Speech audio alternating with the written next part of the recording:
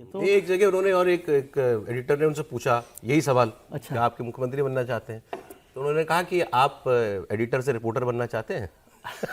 तो वही बात हो गई। तो उन्होंने कहा आजकल हम मुख्यमंत्री बनाते हैं, और उसके बाद तो शायद और दर्जन पर मुख्यमंत्री उन्होंने बना दिए होंगे। तो कोई कंपटीशन उस तरह का नहीं है।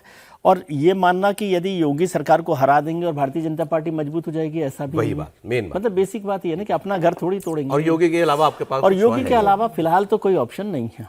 मैं इसको सनातन की तरह से नहीं मानता ऑप्शन को। नहीं, सनातन की तरफ भी मानिए सर, हिंदुत्व का सबसे बड़ा चेहरा है। आप नहीं, सबसे मैं तो बड़ा कह रहा हूं भारतीय कि जनता पार्टी ऑप्शन जिसकी है, राजनीति करती है, ऑप्शन तो है, सबसे वो बड़ा इसलिए चेहरा वो तो योगी नहीं जी है। है। एक मिनट, आप उस पर आ रहा हूँ सर आगे। हाँ, लेकिन इंपॉर्टेंट बात यह है कि क्या उत्तर प्रदेश के जो नट बोल्ट्स हैं वो ठीक हैं कि नहीं। वो कसने के लिए आए वो थे क्या? नहीं, वो कसने के लिए नहीं, वो मैसेज देने के लिए तो आए ही हैं। अमित शाह जी यदि वहाँ पर हैं, वैसे तो बहुत सारे मित्रों ने कहा कि इतना बड़ा राज्य, देश का सबसे बड़ा राज्य, आपने कहा 80 सीटों वाला राज्य है, और प्रधानमंत्री जी स्थापना दिवस पर नहीं थे, अमित शाह जी गए। मैं तो उसको बड़ी बात मानता हूँ। हाँ, तो वो भी एक बड़ी बात है। लेकिन स्टेट के नट बोल्ट क्या ठीक किए जा सकते हैं, क्या किए जा रहे हैं, वो एक्सरसाइज बहुत ज़रूरी है। जैसे द्विवेदी जी ने भी जिस बात का जिक्र किया कि वो जब तक ठीक नहीं होगा तो गाड़ी कई बार है ना वहाँ से भी पटरी से उतरती है। और ये चरणों में प्रणाम जब शंकराचार्य के करते हैं तो वो किस किस के चरणों में प्रणाम हो रहा है। अच्छा चले, वो आप जो आपने बात कह दी शंकराचार्य जी वाला जो विवाद चल रहा है, भाई बीजेपी, योगी, मोदी, अमित शाह, जो भी सब लब्बो-लुबाब क्या है? Hindutva, bulldozer, law and order, संस्कृति, सनातन, यही तो है ना। अब अखिलेश यादव बहुत एक्टिव है इन दिनों शंकराचार्य जी वाले मुद्दे पर। उन्होंने कहा ये बीजेपी ये सनातन की विरोधी है। उन्होंने कहा सनातन को बचाने के लिए, संस्कार को बचाने के लिए बीजेपी को हटाना जरूरी है। कल वो उस बात को काफी आगे ले गए। अब वो थोड़ा उसको पर्सनल टच उन्होंने देने की कोशिश की। उन्होंने कहा किसी पूछा आपके घर में कितनी गायें हैं, बताइए। कोई बताया रिपोर्ट, जितने आप सज्जन यहाँ हैं मीडिया वाले, आपके घर में गाय है कितनी गाय? एक आदमी शायद हाथ खड़ा किया होगा, बोला मेरे घर में 30 गाय हैं। फिर बोले 30 मैंने इसलिए कहा था कि आप में से कोई नंबर बोलता तो मैं बताता कि नहीं 30 नहीं 45 है, मेरे घर में 45 गाय हैं। ठीक, तो ये वो बता रहे थे कि मेरे घर में पहली रोटी गाय को जाती है। आप मुझे बता दो भाजपा वाले इतना सनातन सनातन करते हैं, गौ सेवा के नाम पे क्या करते हैं ये?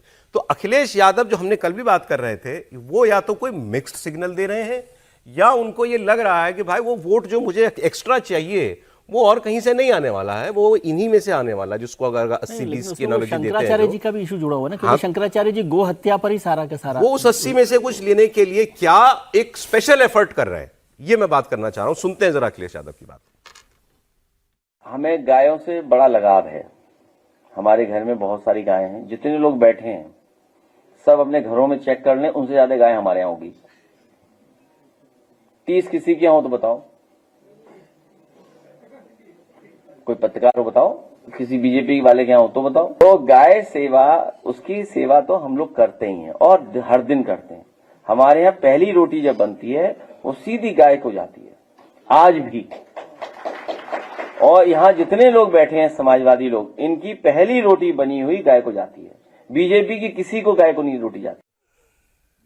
इस पर कुछ लोगों ने रिएक्ट किया, मेरे मन में बात आई, अगली जी गाय तो पालने हम मान देंगे कहाँ, फ्लैट पे हम गाय कैसे मान देंगे? आप 45 गाय रख सकते हो, इतनी ऐसी आपकी व्यवस्था आपके पास है। मंत्री के नाते आप आप 45 के आप 100 गाय रख देवी सकते लाल जी जो वो प्रधानमंत्री थे तो पूरा तबेला बनाए हुए थे अपनी कोठी पे। बिल्कुल, और लालू यादव का तबेला हम लोग देखते लालू हैं यादव जाकर जी के। भी यहाँ तबेला बनाए और हुए योगी थे। आदित्यनाथ जी गाँव भी। के जरिए क्या संदेश लेकिन था? सर ऐसा है, इसमें एक बात जोड़ दूं, और 30 मुख्यमंत्री भी है, सबके पास उतने ही बड़े घर हैं।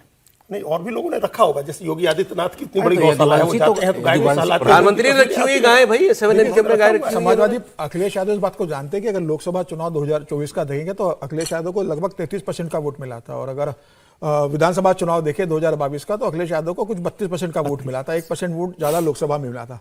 अखिलेश यादव इस बात को जानते हैं कि भाई 32 और 33% वोट बैंक जो उनको लोकसभा और विधानसभा में मिला था, उसी वोट बैंक के दम पर वो 2027 में मुख्यमंत्री नहीं बन सकते, क्योंकि भारतीय जनता पार्टी का जो वोट बैंक है, भारतीय जनता पार्टी के साथ जिस तरीके से बाकी तमाम छोटे छोटे राजनीतिक दल जुड़े हुए, भारतीय जनता पार्टी ने जिस तरीके से इंद्रधनुष बनाया, अम्ब्रेला बनाया कि जिसमें राजभर भी उनके साथ है, जिनके साथ निषाद भी उनके साथ है, और तमाम छोटी जातियों को उन्होंने अपने साथ जोड़ा है। ऐसे में अखिलेश यादव से मुस्लिम और यादव के दम पर चुनाव नहीं जीत सकते।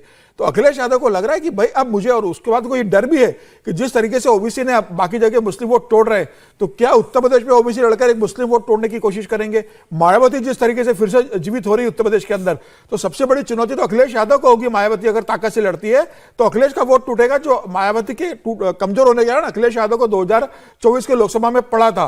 तो अखिलेश यादव को पता है कि मुझे आने वाले समय में लंबी चुनौती बढ़ने वाली है, तो अखिलेश यादव अपना वोट बैंक बढ़ाना चाहते हैं और इसलिए वो कोशिश कर रहे हैं कि भाई मैं थोड़ा सॉफ्ट हिंदुत्ववादी दिखूं, मैं मंदिर भी बना रहा हूं, मैं गाय की भी जिक्र कर रहा हूं, मैं ये कह रहा हूं कि भाई मैं आने वाले समय में राम मंदिर जाऊंगा, तो मुझे थोड़ा हिंदुत्व बनाकर अगर मुझे हिंदुत्व का 4-5% वोट मिलता है तो मेरे मुख्यमंत्री बनने की संभावना प्रबल होगी। और योगी आदित्यनाथ से जो नाराजगी, जब ब्राह्मणों ने नाराजगी जाहिर की तो ब्राह्मणों को संदेश दे रहे थे, तो उनको लग रहा है कि जो नाराज उनको मैं अपने साथ जोड़ूं, उसके लिए मुझे थोड़ा हिंदुत्व का पक्ष लेना पड़ेगा।